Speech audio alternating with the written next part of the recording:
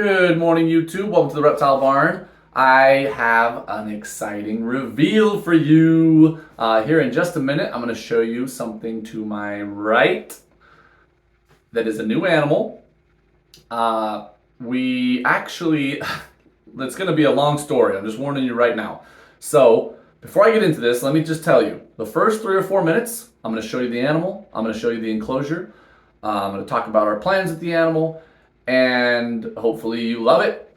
After that, I'm going to start talking about an experience we had with the seller that I think is valuable, that should be shared on social media for people to hear and think about. But those of you who just want to see a cool animal, once I stop showing the animal, I assume many of you are going to leave the video. I hope those of you who are reptile purchasers or reptile sellers will listen though, because I think it's very important. So let me get right into this and show you the animal real quick. This, as you can see, and I will open this up in just a second, I just want to show you the cage, is a blue tree monitor. Woohoo! Here's the enclosure. Let me show you from the inside. So from the bottom, we've got substrate of moss and reptichip, bunch of natural branches, big water bowl that he has already messed up. There is a branch in the water bowl on purpose so that if he ever gets in it at night, he can climb out easily. They don't understand clear sides for some reason, and that has burned me before. I've got a food bowl. It's kind of tipped over in the back, but there's some bugs in it. Now, up the sides, away from the basking spot, I have 2 shelves with hides, with damp moss under the hides. He seems to like this one the best. He spends a lot of time in it, but he's been up here as well. And then over here, I have his basking spot. For basking spots, I like to use a separate UV light and at least 2, if not 3, once he's bigger, it'll be 3, heat bulbs that also give off visible light. The reason I prefer multiple lower wattage bulbs as opposed to one really, really high wattage bulb is because I can spread the heat out over a wider range of surface area. So he's not getting like one beam of intense heat right in the middle of his back, but his tail and his nose are still cold. I want his whole body to be able to heat up evenly. So the bigger he gets, the bigger I want the basking zone, right? Now, as some of you know from previous videos, this basking spot is on an incline. It's not extreme, but there's an incline. That's on purpose as well. I like to do that so that there's a range of temperatures. At the top, it's more like 125. Down towards the bottom, it's more like 115. So that he can have quite a lot of say over how quickly and how much he heats up when he's basking, all right? So that's the enclosure in a nutshell. This enclosure, by the way, was donated to us. I'm very, very grateful for that. Let me try and get some good footage of our beautiful new little guy. Oh, it's okay. It's okay, buddy. So this is a probable male. He's a scampering little guy. So gorgeous, though. Oh, my goodness. I just love it. And, yeah. So I will let him relax. I don't want to scare him on, day 2. Let me close him up. Goodbye. Oh, so beautiful. These, in my opinion, are the most beautiful animal on earth. Oh, just take a minute and look at him. Just look at him. Incredible. So, lock this up, top and bottom. Let him relax some more. Don't want to scare him on his first day. By the way, this room we're in, we have secured. Let me show you the door at least real quick.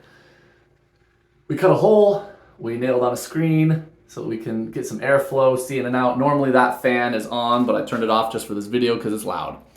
And then the room is fully secure. Can't get out. So the purpose of that is that we can let this animal or others out and do some socializing without worrying about them getting under something or into something that could be dangerous. Into the wall would be a disaster, under the fridge, whatever, right? That is why I like this room. So, let me talk about what happened with this purchase. We bought this animal from Dominic, who owns Good Guy Reptile Family. And we actually made the purchase about 7 months ago, I want to say. We purchased at the time 1.1. So there were supposed to be 2 animals, a male and a female. This is the male, right? Probably. It's a little small to be absolutely certain, but we're very confident this is a male. So this was back, in the wintertime. And Dominic said it was a little too cold at the time to ship to me. And he would hold it, the both animals, right? He ended up holding the animals all winter. We never had it heat up enough where he was comfortable shipping them in. Tree monitors in general, not super cold tolerant. It's not like shipping a corn snake, right? Or a frog. And he held them for months and months and months with no extra charge. He did not, a holding fee, feeding, whatever, nothing. Just held them for us. We paid up front in full, but I thought that was already really amazing of him because these are popular animals. He could have sold them elsewhere very quickly, but he didn't. And I was very grateful for that.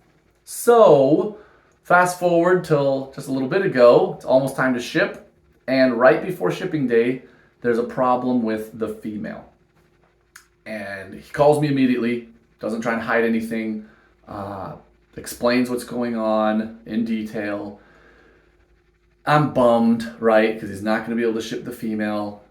And he immediately offers a full range of methods to make it right. Anywhere from I can pick out, another animal of his. He was going to give me even more value than the animal that I had purchased, or a full refund, a combination of the two. Waiting to see if maybe he can get more tree monitors. Whatever I wanted, he was ready to do. I opted for a refund. Happened immediately. No hiccups, no hesitation. He was super apologetic. And the nature of the problem with the animal doesn't really matter. But for the purposes of this video, of course it matters for the animal, right? But he was honest with me and showed me what was going on, and it was nothing really that he had done wrong. It was just, sometimes with live animals, you have bad luck, right? Of course, things go wrong more often if you're a bad keeper, but in this case, healthy collections, you can still get a sick animal. Safe collections, you can still get a missing animal. Super docile, well-trained or just integrated, or what's the word I'm looking for, socialized animals can still bite. Things go wrong with live animals. They have their own brain, they do what they want, and things go wrong, even if you're very, very ethical. Of course, these problems are going to be greatly exacerbated and increased if you are not ethical, if you're not treating your animals right, if you're not treating your customers right. But that's why I want to talk about this.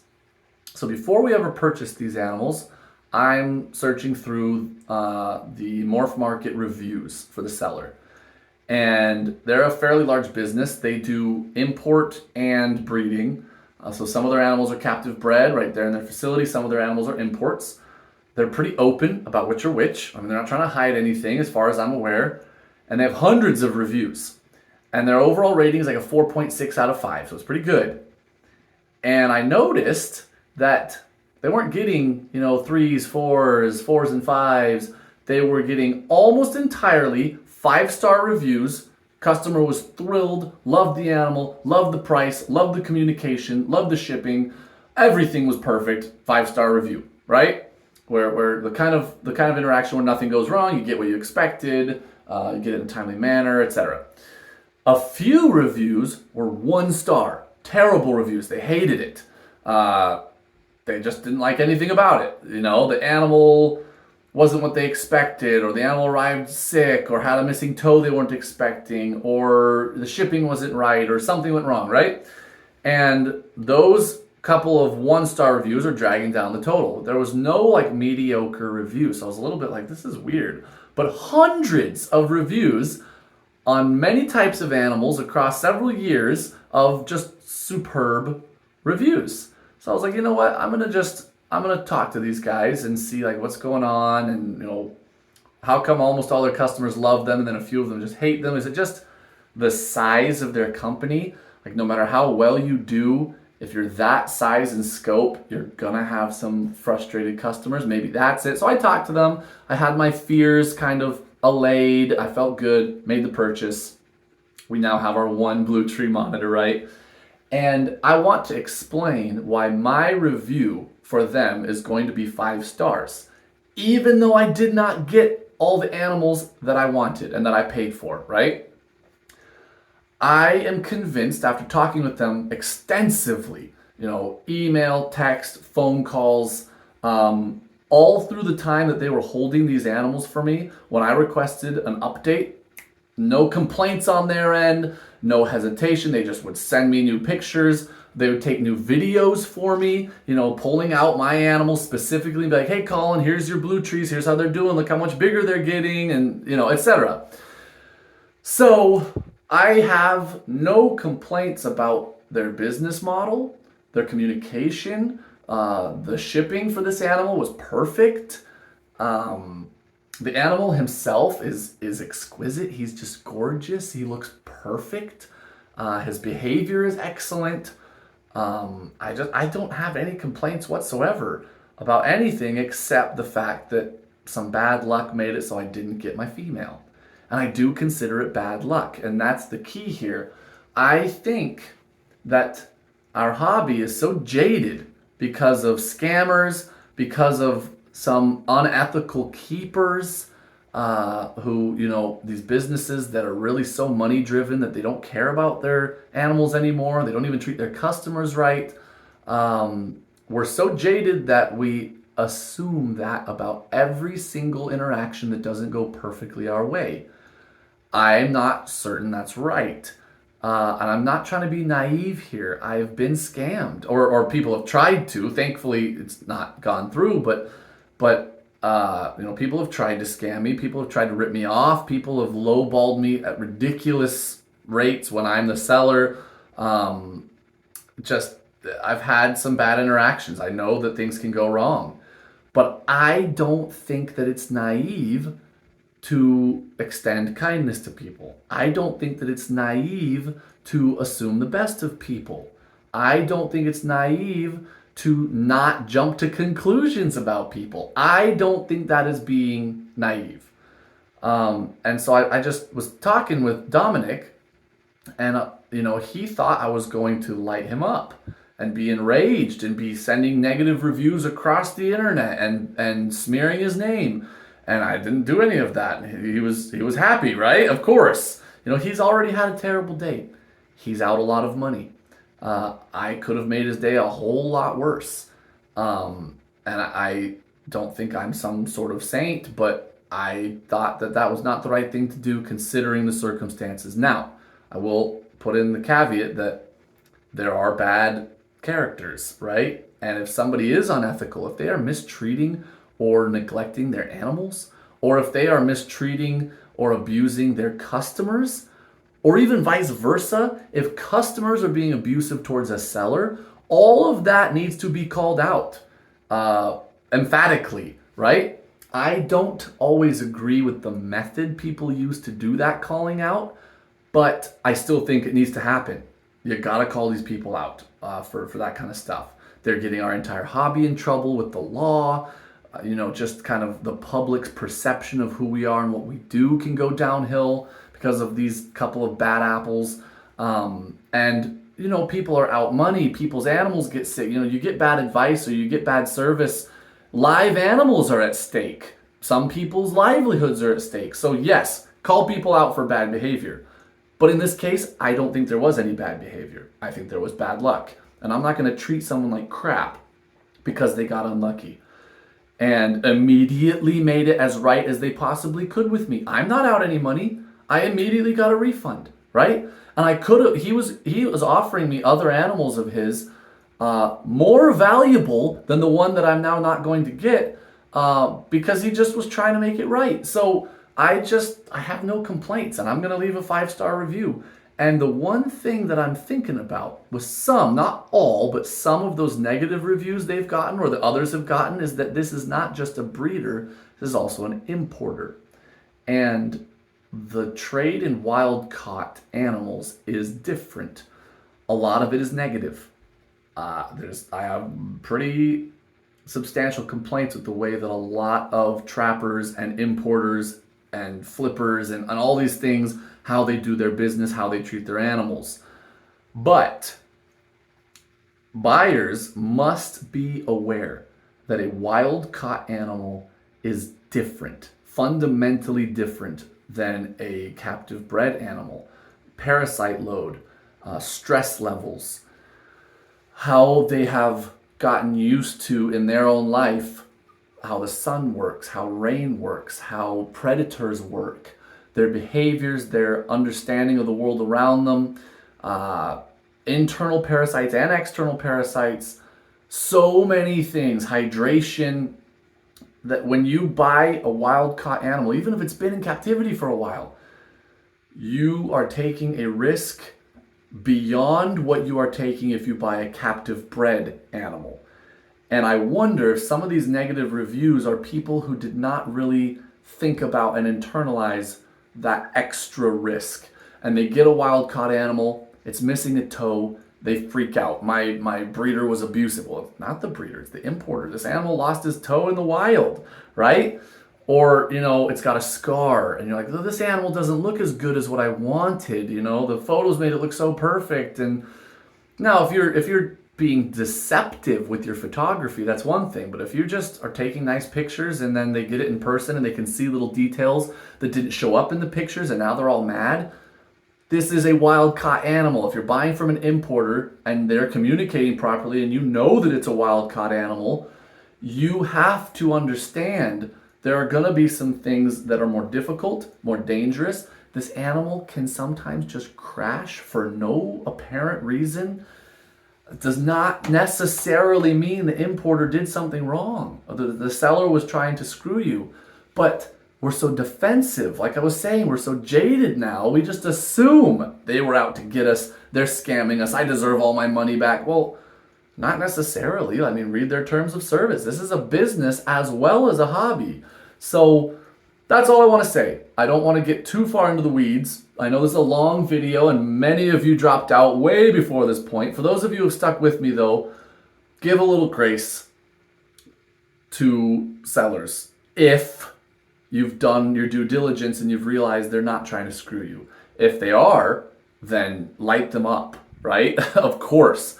But try and resist that urge to jump to the worst conclusions, because we all do it and it makes the hobby worse in every way. It makes the sellers resent their customers. It makes customers assume all sellers are this way.